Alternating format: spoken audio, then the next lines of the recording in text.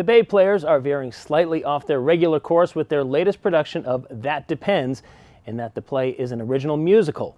PCN dropped in one of their rehearsals to catch up with the creator and the director and learn about their approach to this musical comedy. Come on, Lenny, don't be mad. I'm not mad, I'm just done. There are a lot of fish in the sea, you know. It's actually a comedy that takes place in a retirement community.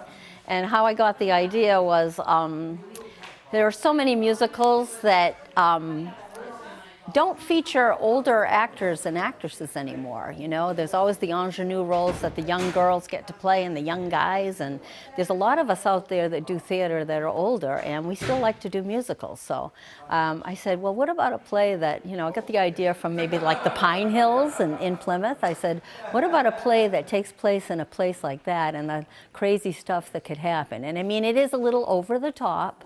It's certainly not a realistic type play. It's a bit over the top. The characters are a little stereotyped, but it's funny. This is actually what our mission is to introduce theater to people who ordinarily wouldn't participate in it as an audience member. It's local.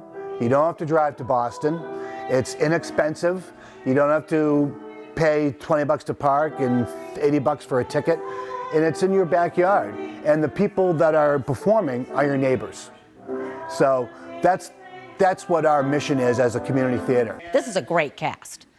It's a great cast. I'm not exactly sure what we're going to be working on tonight. I know that we're going to do a couple of the musical numbers, maybe 2, 3, possibly 4. And Phil is doing some scenes. And the cast is a lot of fun.